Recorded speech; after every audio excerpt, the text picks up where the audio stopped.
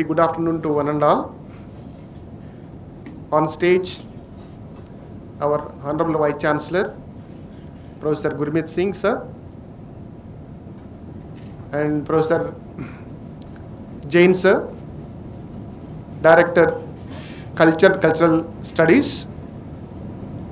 Our today's resource persons, Professor Rajendran, former Vice Chancellor, Alagappa University, and Professor Venkat Raghuvattam, retired Professor, Department of History, Pondicherry University.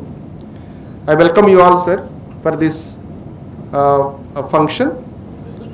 And of the dais, deans, head of the departments, professors, scholars, and students, I welcome you all for this half-day special lectures on the occasion of National Unity Day. I request dignitaries on the dais to accept the felicitation on this occasion.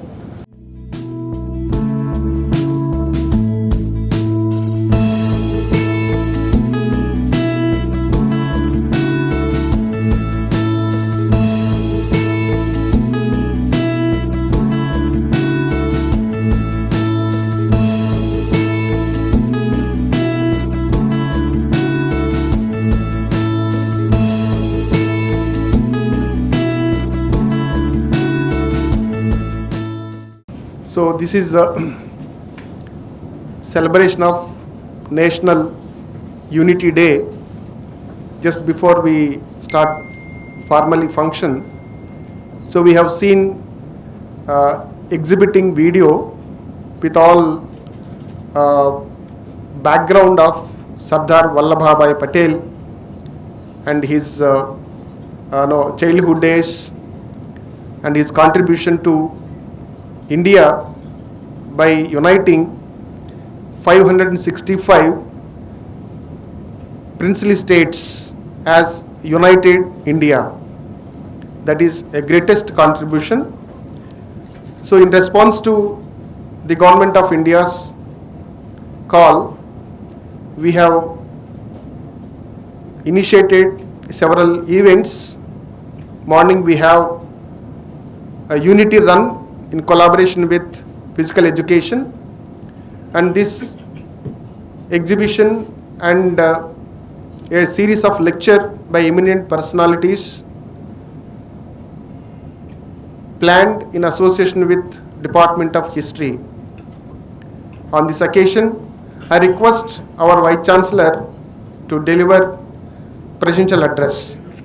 So our colleague, Mr. Rajendran, who attended our South Zone conference of Vice Chancellors also and has interacted with me on a couple of occasions earlier. Welcome here. I'm very delighted to have you here. And our seasoned history teacher, Professor Raghuvattam, whom I put in very high esteem because of two reasons. One, he has been an excellent history teacher. There's no doubt about it. Everybody would agree with me. And secondly, when he was HRDC director, I used to attend practically every program that he probably conducted during his time there. And the books that he would present were all masterpieces. I have a rich collection because of that. And that one could select masterpieces if one himself is a ardent reader, vociferous reader. Then only one would be able to select the right kind of books. And that's what I got a good rich collection from him, and it's a compliment that I'm giving from the core of my heart. So, and Professor Jain, who is helping us in all our efforts to streamline the university administration, and to a fair bit we have succeeded also. And my all senior colleagues sitting here, and all students above all, and Dean Students Welfare, Professor Venkat, who has taken the trouble of organizing this. Now, rightly we are celebrating Unity Day, and Government of India has also sent a circular that this needs to be celebrated. What disturbs me is, do we need circulars to celebrate this?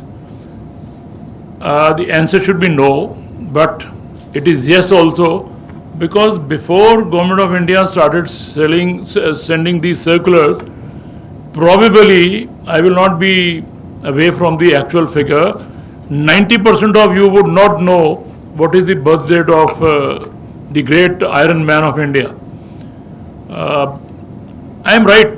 90% would not have known that 31st October is the day which should be celebrated this way. And rightly so, our government has now decided to celebrate this as a National Unity Day, National Integration Day, whatever way you want to call it. And let me tell you, the amount of contribution that Sardar Patel made, it is pittance, it is peanuts as compared to what he has done. What we are doing is nothing. He deserves much more.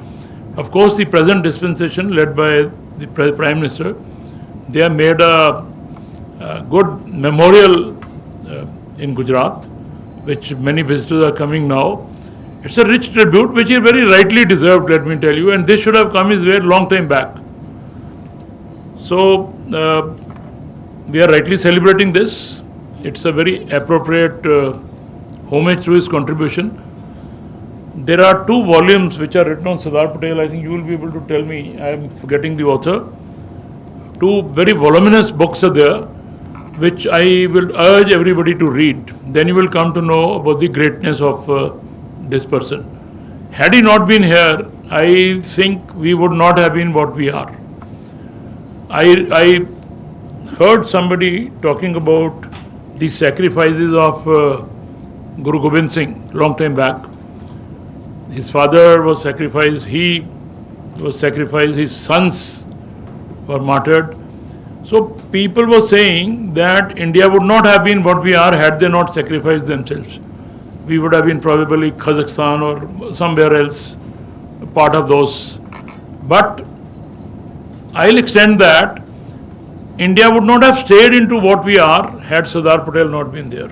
It is a parallel contribution. He was a very strong person of right kind of convictions, and he put our country on a very firm footing right from day one. If you have read, I don't know how many of you have been reading, there is a writing on Pandit Nehru, there is a writing on Sardar Patel, there are 2 big volumes on Mahatma Gandhi by, if I remember correctly, by Mr. Pyarelal, his secretary, who has authored a lot about him. And there, when you will come to know, somewhere it will come that Sardar Patel said when this Kashmir conflict was on, way back in 47, when the rebellions had entered the Kashmir, and that time Raja Hari Singh had said that I need forces. Sardar Patel wanted this to continue, and the general there at that time had written that had we got 1 more day at our disposal, we would have not got this Kashmir problem, because Kashmir would have been with us in totality. But then somebody intervened in between, and they said, no, we will like UNO to settle this. You know, it's our own internal affair. Why should we go to somebody else requesting for this? Are we not capable of settling our own issues? Had that been the approach at that time, probably we would have been in a much peaceful, better environment. I'm glad that over the years, the way our foreign policy has developed, and if you have followed it from 14 onwards, and particularly in the time of Dr. S. Jaishankar, when he's taken over, he's given a new axiom to the whole foreign policy. It is not that we are now going to be aligning with the Eastern Bloc or Western Bloc, or with this wing or that wing. We have now started telling the world, look, our foreign policy is what is in our interest. If I am buying something from Russia, it is in our interest. If somebody complains that you are doing against UN sanctions, we are doing it because this is in our interest, and what we are doing, what we are buying over a period of 10 days, Europe is buying in half an hour that much. So why blame us? And we can take this kind of a stand now because we are on the footings of what Sardar Patel put our country in. That we are one, we are solid, it is one India, it is not Hyderabad or Junagadh or some other princely state. We were all united by him, and he put it on such a footing that we can now come into this situation that we have our own rules of foreign policy, which the world would appreciate if you are strong enough, if you are firm enough, if you are clear enough. And we have made repeatedly to the world, we have sent a very clear signal that look, we don't want to annex anybody's territory. We don't want to overtake anything. We want to coexist, we want to cooperate, and we want to help anybody whosoever needs and wherever we can. And we have done it, we have shown to the world. Vaccination is one example. When Sri Lanka was in problem, it was we who did it. And our policy is that if our neighbor is happy, you will always be peaceful, you will always be happy. If your neighbor is in trouble, let me tell you, you will never be living in a very peaceful environment. And that is what India is trying to do. They are playing a very meaningful role in SAARC nations, and we are trying to unite the entire area so that we can also tell the world that this area is also as important as any other organization in the world is. And this we could show because now we have come to a stage where we have everything, and that everything has come because we started working in right earnest on the lines which people like Sardar Patel had drawn for us. We have followed those. Had we probably not followed that line of action, we wouldn't have been what we are now. So therefore, Sardar Patel's contribution is, one can go on and on about what he did. There are, if you read, you will find how Nizam of Hyderabad said that he doesn't want to be a part of it, how Junagadh prince had treated all this. Then there is another state in Rajasthan, small one. It was two brothers were there, and one said, I want to go with Pakistan, the other said, I want to go with India. And it was Sardar Patel who settled this. So one needed a clear vision, and Sardar Patel had a clear vision. Now it's a question of if and buts. That had he been the Prime Minister, what India would have achieved. Had he been this, what India would have been. Similarly, there are if and buts. People have been writing about it. I don't know how many of you read, especially students of political science and history should go through these. There are enough editorials which are now appearing in very many newspapers that at a time when the presidential elections were held, had Netaji Subhash Chandra taken over as a president, probably the course of history would have been different. And so had taken where we have been drawn into. I am not drawing any parallel, but I am just trying to tell you that in the history, there are people who do wonderful work, and we fail to recognize their contribution. We don't give them enough which is due to them. So therefore, this is one occasion today which we are celebrating very rightly, very appropriately, and we need to do it year after year. The purpose is not that we want to remember, yes, okay, Sardar Patel was born on 31st October. The purpose of this is that so-and-so united our country, and it is our cardinal duty that we remain one and we remain solidly united against all external forces. If that is our approach, nobody would be able to raise any eyebrow towards our country, and we will be one on the right course. If we are on the right course, let me tell you, our approach is one of peace, one of coexistence, as I said, one of progress. And if we are strong, if we are on this track, the whole world will follow us, and that's what ultimately we are trying to do. You have seen some of our young diplomats, very young diplomats with 10 years or less experience, the way they have spoken so brilliantly in United Nations General Assembly. One name I am forgetting, if I am remembering, it is Ruchira Sharma. Brilliantly they have put our viewpoints in the world. So we can do it only, and people will hear us out if we are strong enough in our approach, if we are very clear enough, and if we are honest enough in our dealings with the others. That's what India is showing to the world, and that is amply made clear by the ongoing war between Ukraine and Russia. We have shown that India means business. We are a peace-loving country, and our course is one which should lead these two countries to a peaceful resolution of this. Repeatedly this has been conveyed, and this is an approach which we have been following. This is what Sardar Patel taught us, that if you want to tell anybody or if you want to send a message in clear terms, you need to be strong, you need to be solid, you need to be one, and that's what we need to continue to follow. So I'm very happy that we have celebrated this day. We need to do it year after year, but not only for the sake of celebration, but for the sake of keeping our country what we are, one unit. That's what we need to do, and I hope you will all. We have had our days, but you are the ones who have to carry the torch further. So I hope you will follow what was conveyed, what was the lifestyle of Sardar Patel. Follow that approach, and you will find you will never look back. You will never find any regret in your life.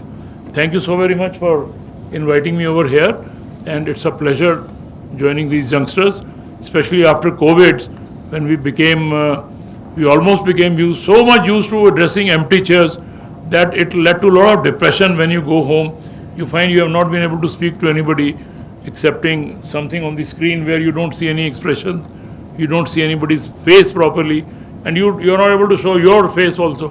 So it's a very happy occasion, happy movement. We are now in the right direction. God bless all of you, and thank you very much. It is the time for listening to our resource persons.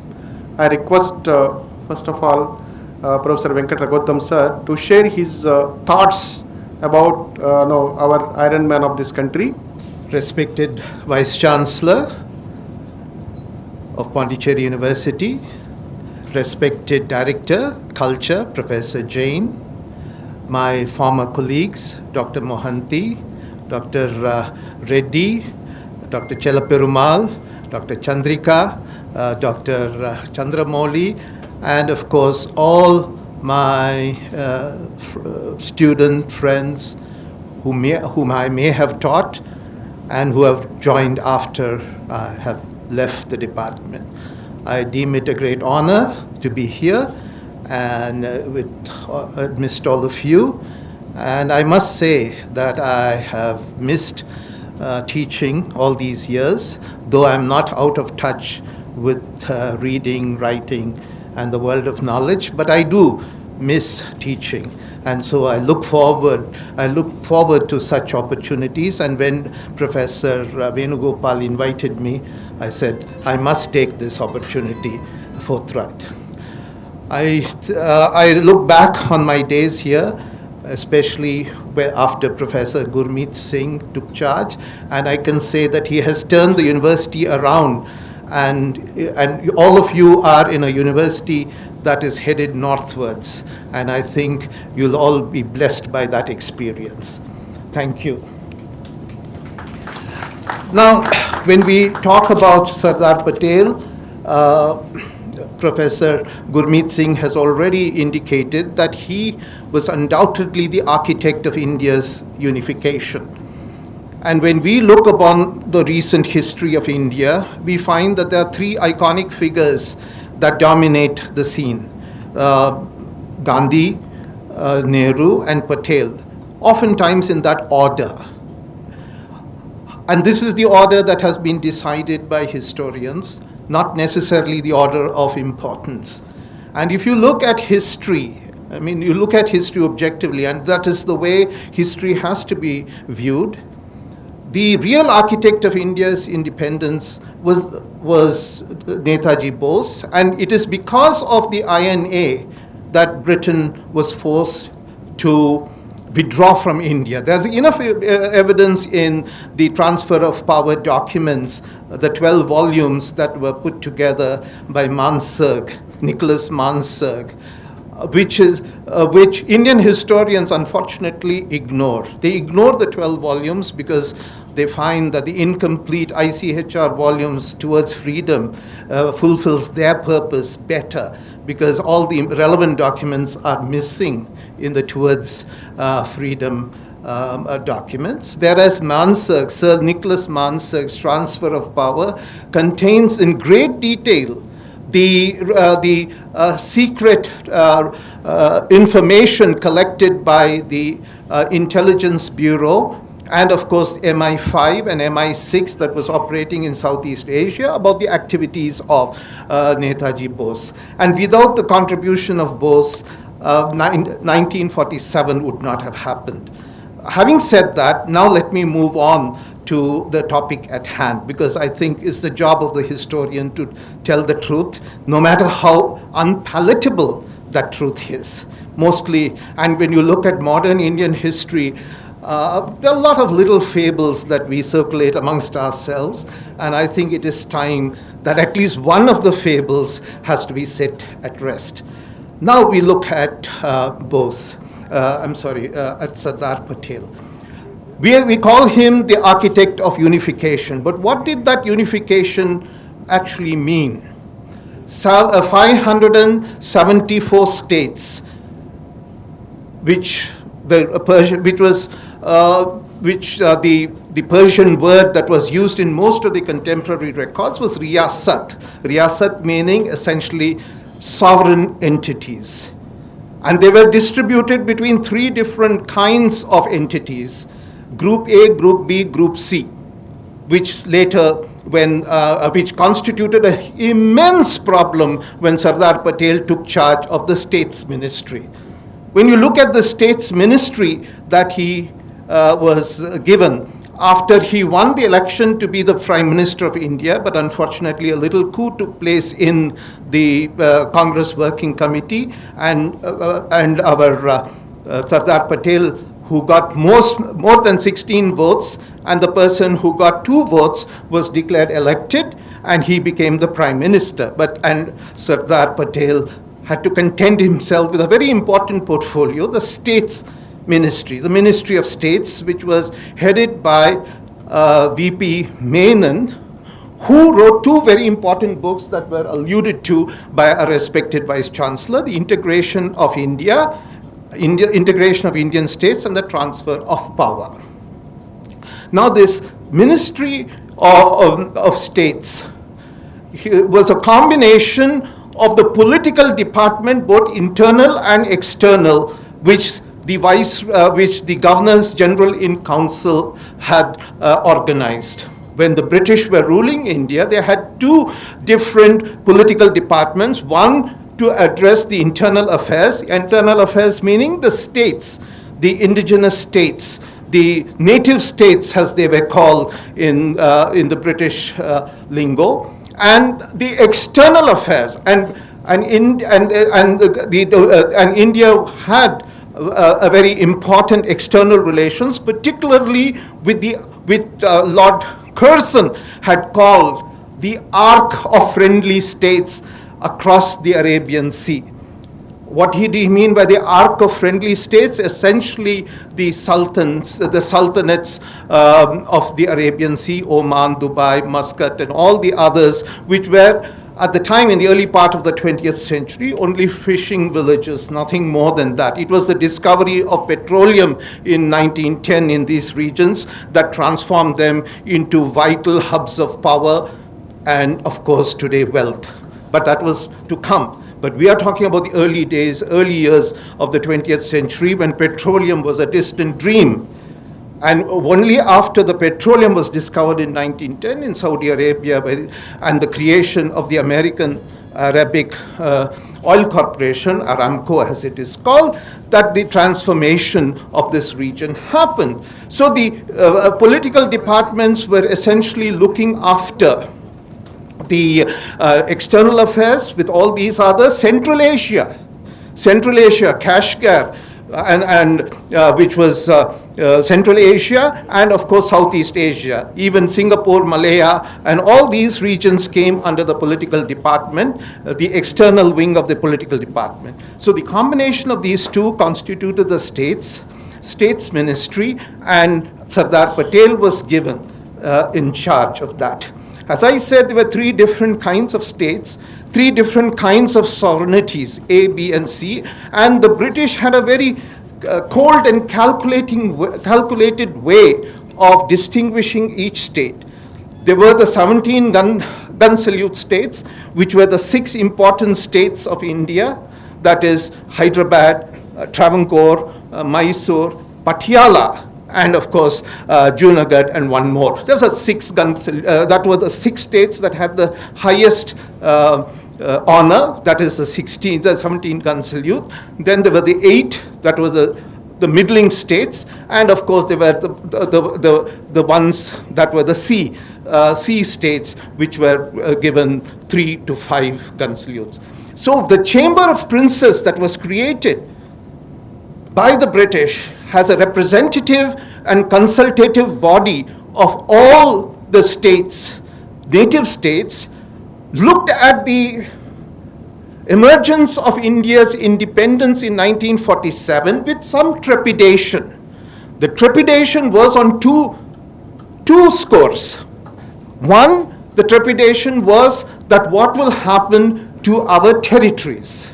What will happen to our riyasat, if that conveys any meaning to you? How we are not used to riyasat. We are a republic, right? We don't believe in riyasat, but we are talking about, at the time when India was marching towards freedom. What happened to our riyasat? They asked.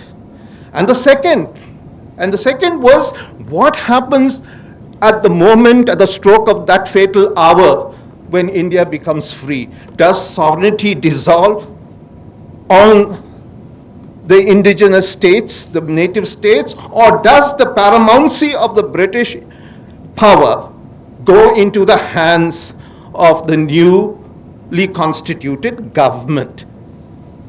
That is why 1947 was not real independence, by the way. It was only a transfer of power. We have misnamed it as independence, but that's because ultimately it did lead to independence. But 1947 was essentially a transfer of power by which the British paramountcy went to the new government, not the sovereignty. The sovereignty had to wait for some more time when India could constitute itself as a sovereign nation. These are all technical details of international law, which unfortunately most of our historians have ignored over the years, celebrating 15th August as Independence Day, when in reality it was a transfer of power. Be that as it may, 574 princely states, each of them asking for its riyasat to be declared independent. Then Sardar Patel came up with a formula. The formula was, of course, only a very shrewd businessman could come up with this formula. I mean, and you have to give it to Sardar Patel that he had the idea of unifying with the least cost in terms of blood and treasure. The least cost in terms of blood and treasure. He told the princes that, look, we will give you a privy purse. Privy purse was subject to a calculation. The calculation was 1/3 of the state revenue. 1/3 of the state revenue. In most cases, our riyasats under-report what they really earned. So when they were given 1/3 of their revenues, they started clamoring. This is not what we have been earning. We have been earning much more. But then Sardar Patel would have none of it. He said 1/3 of the revenues, what you have declared over the years. And so 1/3 was given. And the second was that he said that we will give you some sense of political importance in decision making, but it was left very nebulous and very ambiguous. In 1969, the privy purses were abolished. I must say, this was a sovereign promise made by the government of India, by Sardar Patel, which in 1967, the privy purses were removed. So how did he go about implementing this? By tact and force. attacked mostly, he persuaded most of the Part B and Part C states to accede without any difficulty, because they were just small, cluster of villages, at most a few hundred square miles, so not much of a problem. But 3 states, as Professor mentioned, Professor Gurmeet Singh mentioned, did constitute a problem, and in all 3 of them, I must say, Patel followed a policy that was slightly in disjunctive. Now, we have to admit facts, but that doesn't matter. At the end of the day, we have to see whether the nation state survived.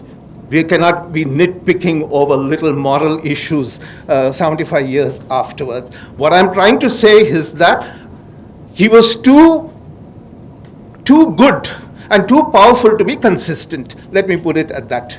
So there were little inconsistencies, but that does not militate against the greatness of what he achieved. And now let me put it, what is the inconsistencies? But this doesn't mean that he was wrong.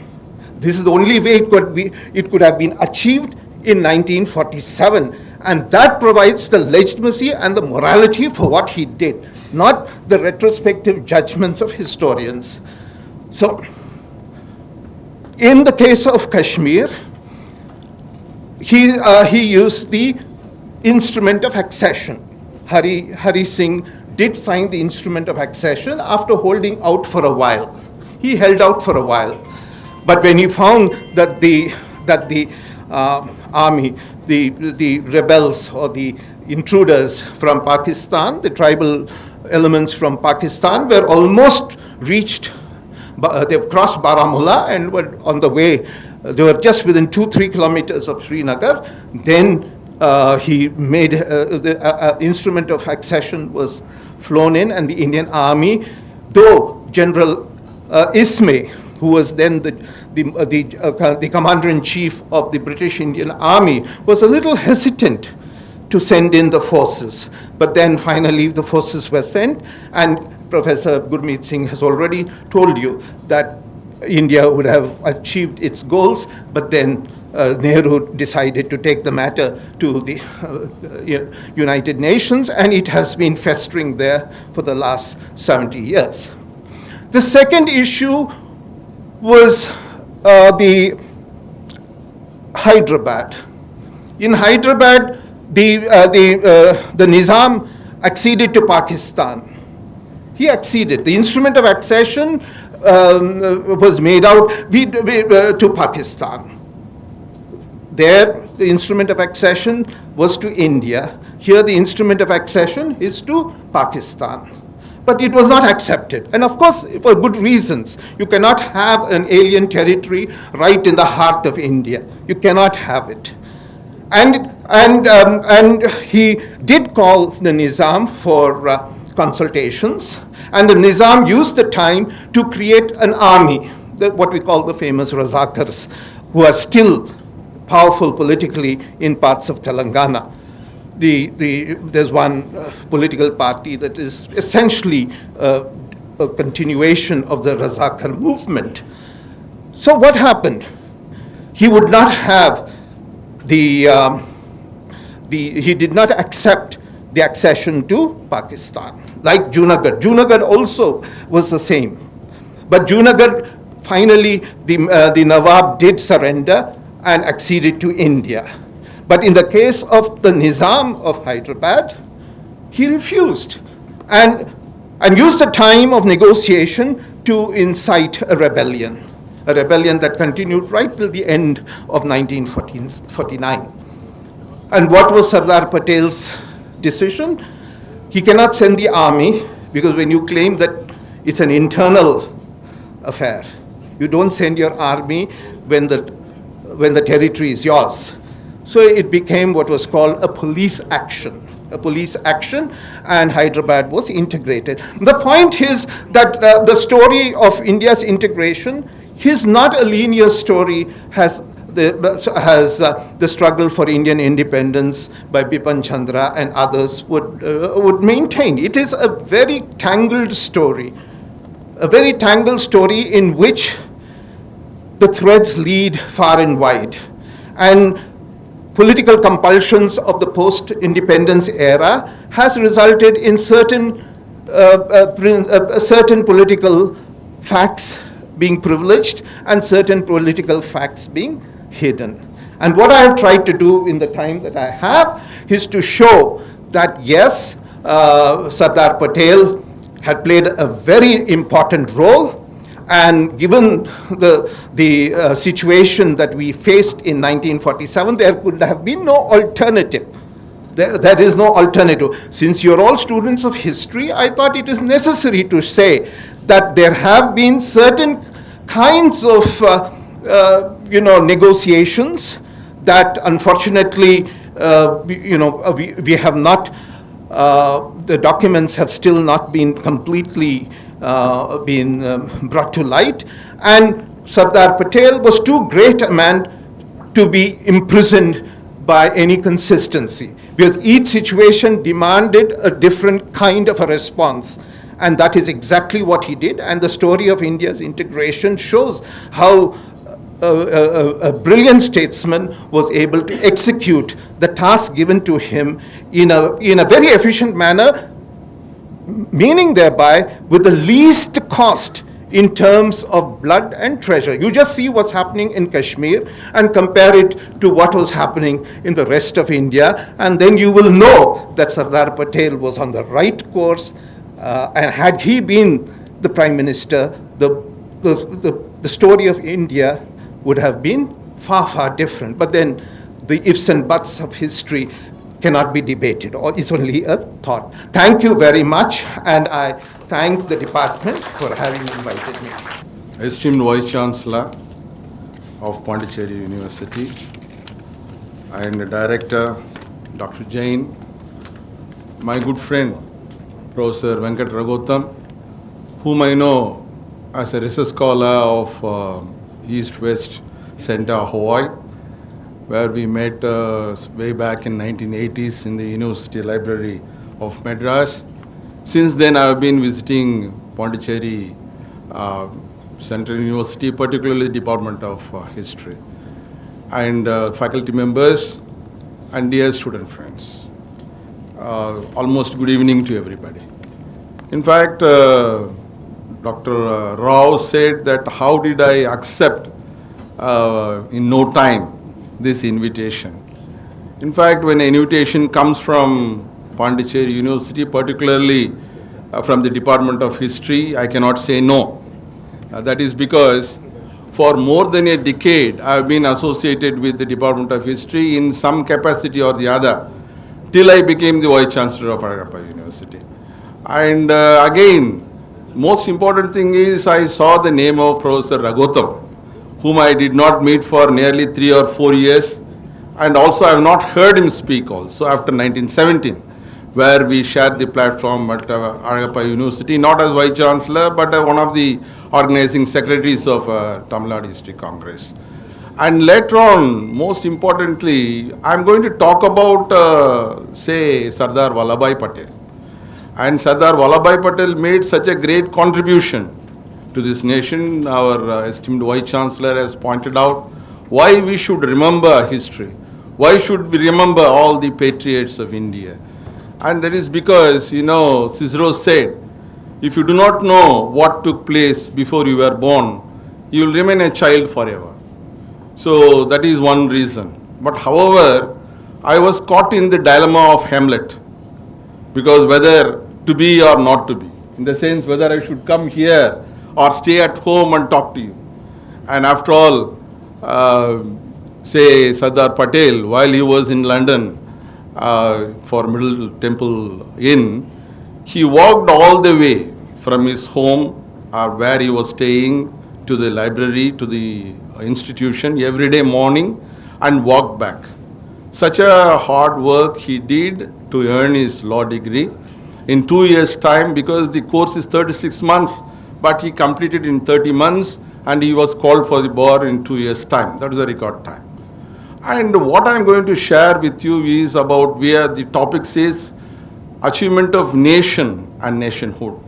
My good friend Professor Raghutam has talked about nationhood, how we have become united by the activities and the efforts of Sardar Vallabhbhai Patel. But I am going to talk about the earlier part, nation, how he was drawn towards the national movement, particularly by, he became the ardent follower of Mahatma Gandhi. But most importantly, he was also a disciplined follower. That is most important. Disciplined follower in the sense, not only in his life, but also in the national movement. That is because he always listened to his elders in the family, particularly when he wanted to go to Middle Temple for his higher studies for law degree, because he had completed graduation and then he took to law, writing the local examination for a local country lawyer. He was practicing law, very successful criminal lawyer, but he wanted to practice at a higher court. So he was planning to go to London, but the invitation letter came and that fell into the hands of his elder brother. And his elder brother said, I am the eldest, so I must go to London to complete my law degree. You know, Sardar Patel took it very calmly and he allowed his elder brother to go. And later on, during the national movement, Professor Raghutam was also mentioning that when the election took place, there were outrightly, Sardar Patel won the election to be nominated as the Prime Minister of India. But you know, he was an ardent follower of Gandhi. That is because, not at the first instance, that's the most important thing. That's what I would like to share with you. Because he met Gandhi as early as 1916. And, you know, he kept himself cynically and sarcastically away from Gandhi at that time, 1916. Because Gandhian Franciscan idealism did not appeal to, say, a hard realist like Sardar Patel. Because Indulal Yanik, who met him for the first time, describes Sardar Patel because having come from London, he was completely attired in European dress, and he said he was almost 125% European in his attire. And you know, he was not immediately attracted by Gandhi.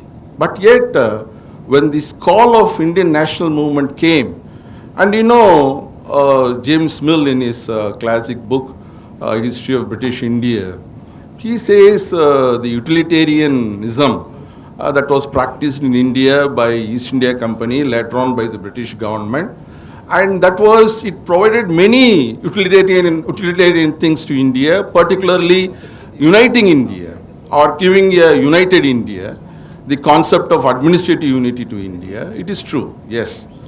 And how did this happen? It did not happen all of a sudden. But how did the people of India, having different cultures, you know, officially 14 languages were declared and then it became 22. But one statistic says there are more than 1,621 tongues are spoken in India. India is so diverse, yet emotionally India is united. That's the most important thing.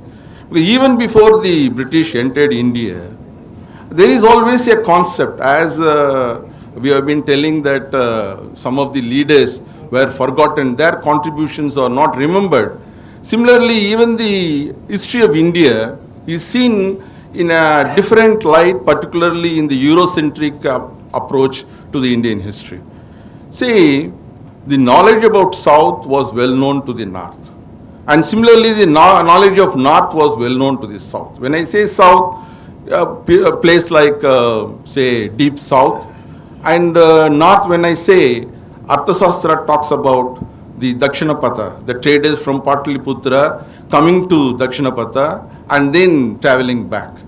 And Ashokan inscriptions, particularly the 13th Rock Edict of Ashoka, says that three rulers like Keralaputra, Cheras, and Pandyas and the Cholas were ruling deep south. These are in the inscription of nearly 4th or 5th century BC.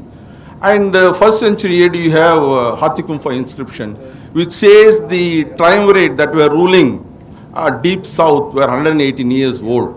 Why I say this is, south was visible to the north, and they did not have the kind of, say, social media or papers or say whatever media you say, it was not there.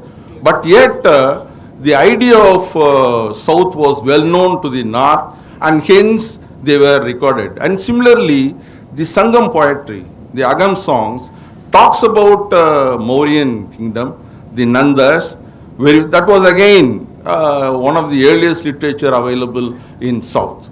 And this goes to prove the idea of pan-India was already there.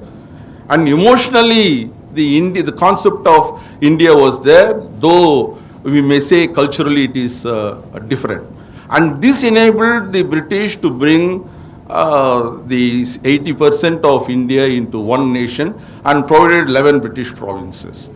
And the most important thing, how he became the disciple of Gandhiji, is that Gandhi, having landed in India, he started concentrating on bringing the rural peasant problems to the forefront. So long during the pre-Gandhian era, you have demands from the national leaders. And most of these demands were urban-centered, particularly jobs in the British government is one of the demands. It was so urban in nature. But Gandhiji, he immediately understood 70% of India is in villages. So he took up the rural problems at hand. So two important issues were, one was Champaran, the other was Keza Satyagraha. And Keza Satyagraha, they not only increased the taxes, but in 1917 there was a famine in Keza district. In fact, in Keza district, the taxes were demanded from the peasants. At that time, there was famine. Just like the problems of, say, Champaran, where the peasants were asked to cultivate 2/3 of the land, the indigo plantation. And here, Gandhiji wanted to start this Satyagraha. He identified Sardar Patel as the leader. Until then, mind you, Sardar Patel was not in the mold of the Gandhian ideals. The moment Gandhi identified him, in fact, Sardar Patel carved out a niche for himself in this region, Gujarat, and became an undisputed leader. But mind you, another important thing is, what we do not understand is, he never caught for populism or popular appreciation. He was a stoic man. Sometimes his biographer says he is emotionless also. He was emotionless in the sense in 1909, while he was practicing, he was cross-examining in the murder case, a witness. Information was given to him that his wife died. And Sardar Patel did not express his grief, but he continued to cross-examine the witness. He completed his duty as a lawyer, and then, of course, he did what he had to do. And this quality of Sardar Patel came to the forefront, and he was a great organizer.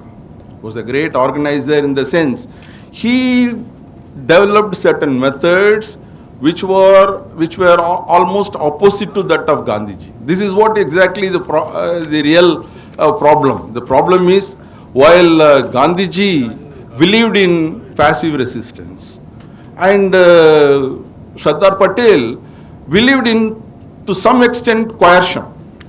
In the sense, he took control of all the panchayats and taluks. And he wanted all these people to unitedly fight against the British and never to pay taxes. And those who wanted to pay taxes, they were ostracized, outcast. And such a control, in fact, Sardar Patel had, and more importantly, from that moment onwards, in attire also he became almost Gandhian. he discarded his European dress.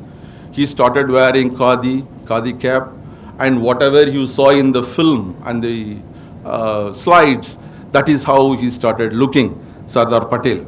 And you know what Gandhi said after the Khaida Satyagraha. But for Sardar Patel, we would not have been through Khaida Satyagraha so successfully. And that was his achievement. And following this from 1917 to 1922, there were years of struggle in India and violent struggles in India, because we had Khilafat movement and followed by it Rowlatt Satyagraha and then Jallianwala Bagh massacre. In fact, Jallianwala Bagh massacre made many people renounce their knighthoods, like Rabindranath Tagore and others. And particularly when the Hunter Commission, they were cross-examining General Dyer, one question was asked. And the question was, why did you stop firing? And General Dyer answered, saying, I did not. I ran out of bullets. And this is what the answer. And that was so arrogant. He was presented with 21,000 pounds sword by the British government. And, this made even Sardar Patel to renounce his lucrative law practice, and he became the ardent follower of Gandhiji. From that moment onwards, he was following Gandhiji. Particularly 1928 was a turning point in his career, because that is what earned him the title Sardar. Because Bardoli, once again, the government increased 22% of taxes. In some places, they increased 50 to 60% of taxes. And immediately there was a general conference where all the peasants wanted Sardar to lead the struggle. And during this struggle, Sardar employed some new techniques. That's the most important thing. Why he was a great organizer? He employed what we call the logistics and supply chain management. And secondly, he had an intelligence network he built. And through this, he controlled the entire district, and particularly the Patels and the lower officials, all the Indian officials, nearly 78 of them, they resigned their positions. And as a result, what happened is the entire revenue administration came to a standstill. Neither the collector nor the sub-collectors could do anything. So this control, say Sardar Patel had on the entire masses, and this attracted the attention of the entire nation.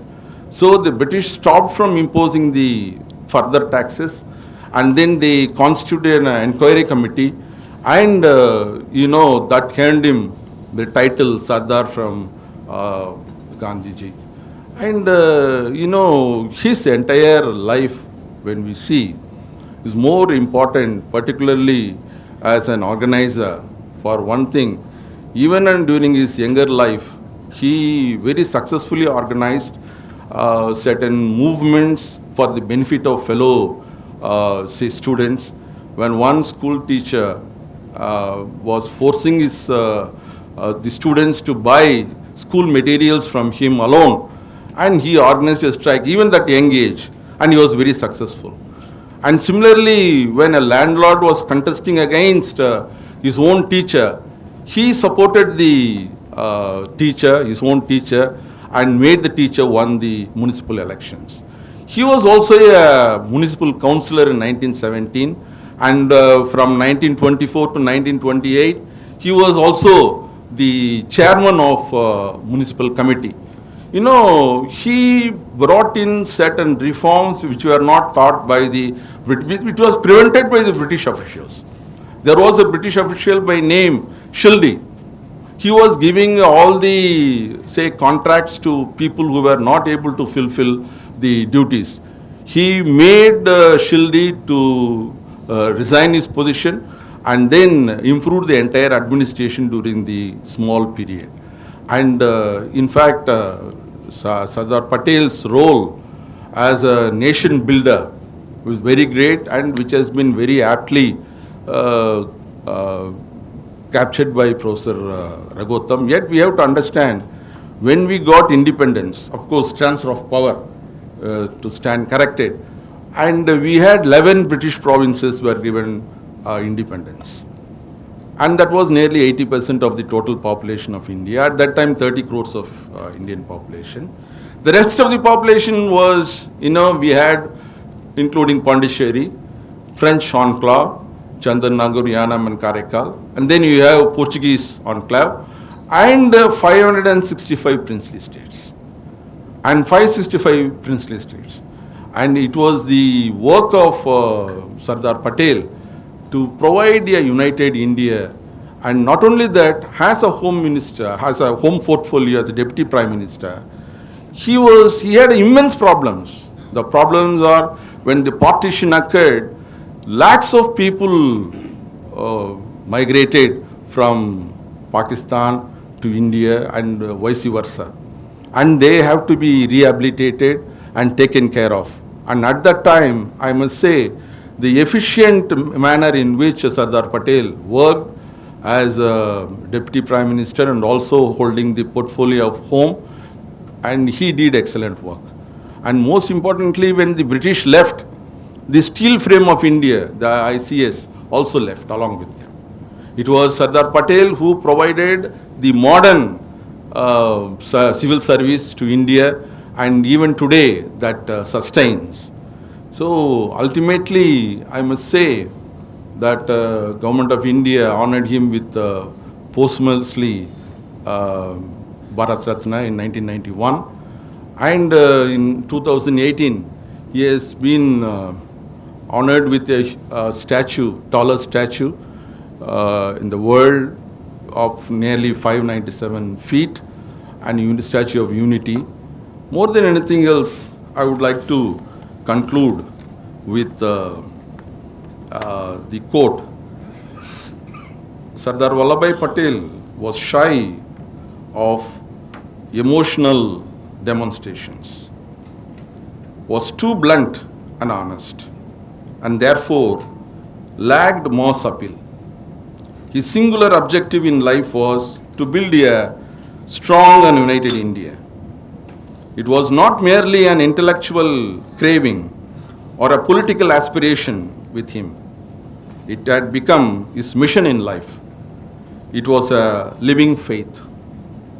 The inscription on his bust in the Indian Merchants' Chamber in Bombay aptly describes him: apostle of reality, statesman, patriot. Thank you very much. Thank you, sir. It's a great enlightenment for all of us, both the resource persons, including our Vice Chancellor. It is not just a ceremonial presidential address. Even our Vice Chancellor sir also gave very informative talk with that. So we are really happy with complete the proceedings. With this, I request Professor Venugopal Rao sir to offer vote of thanks. Yeah, I think it's a great honor and also privilege for me to propose this vote of thanks. Having, in fact, all the speakers have aptly mentioned the contribution of Sardar Vallabhbhai Patel, and why do we remember and why do we celebrate and why do we cherish his legacy. If you see, as our professors rightly mentioned, our Vice Chancellor and also Professor Raghottam and Professor Rajendran, the most important thing, just imagine, there are no ifs and buts in history, but just imagine if Sardar Patel was not there, 1946 to 47 or 48, India would not have been the way it is now. Because there are one thing one must keep in mind as young students. We had this idea of India from ancient times. And also we have national movement, all leaders fighting for freedom of India. But when it comes to reality, 46, 47, the British were just about to leave. What was the shape of India? They were not clear, and it was thrust on Indians to shape it out. At that time, very uncompromisingly, Sardar Vallabhbhai Patel took up the responsibility and prevented this, balkanization or splintering. India could have been in splinters. Really, see, all the states wanted to be independent because the British have given that option to them. They could have, if it has not been accepted. So what Patel has done, Sardar has done, wonderfully. He followed different methods to, maybe appeasing them, maybe using certain kinds of, whatever the policy, to the individual, to the particular Raja. He did it. To Nizam, he did the way he needed to be dealt. Junagadh, he did the way. So, like that, of course, Kashmir, he did not have full say. So, in that way, India was preserved. So, the expression of India, that's what actually nationhood. We actually achieved that. It goes to it's definitely, I think there are a lot of research needs to be done on the contributions of Sardar Vallabhbhai Patel. Yes, properly, I think, as Professor Raghutam rightly said, I think there are a lot to be done.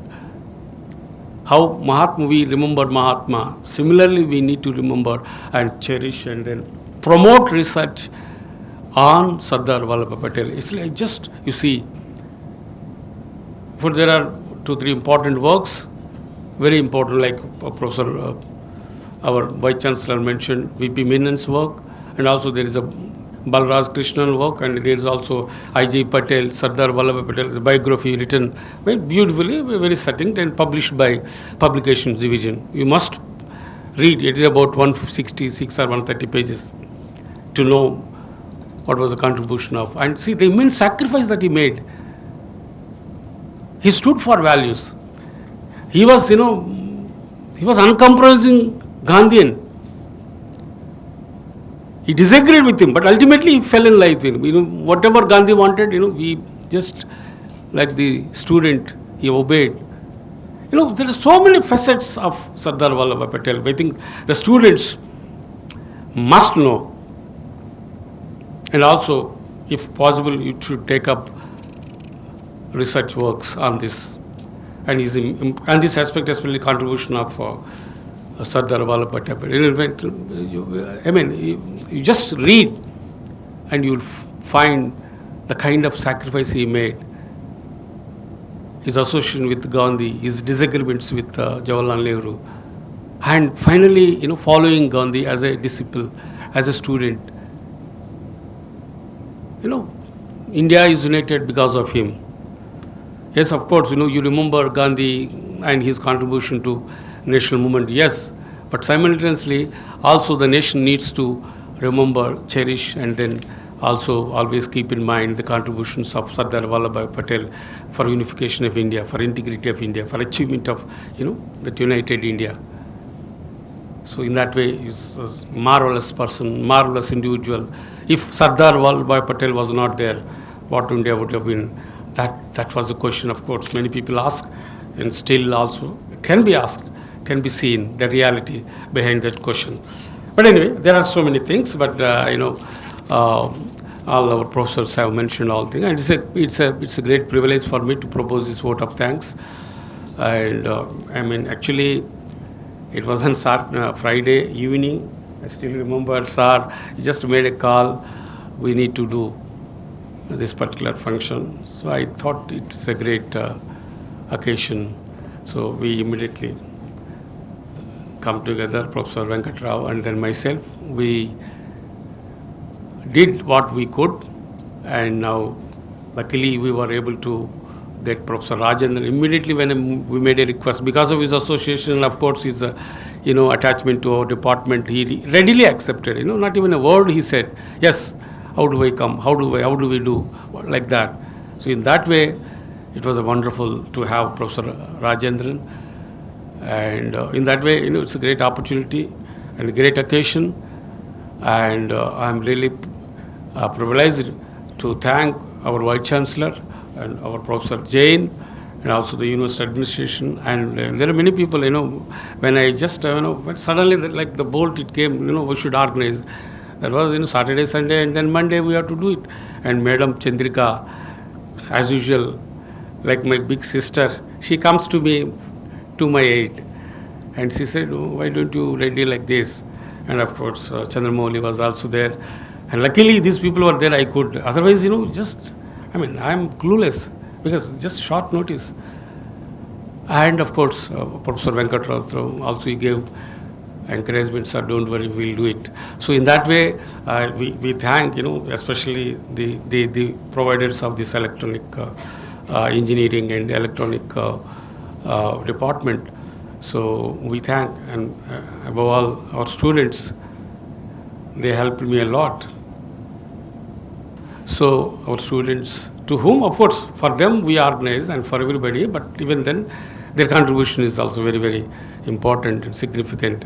So I acknowledge and I thank everybody's help, and I am really indebted to all for making this function a great success. Thank you all. Thank you, sir. On behalf of the Dean, Students' Welfare, I thank the delegates on the dais and off the dais, especially the students, for your wonderful patience and listening the resource person's excellent talk.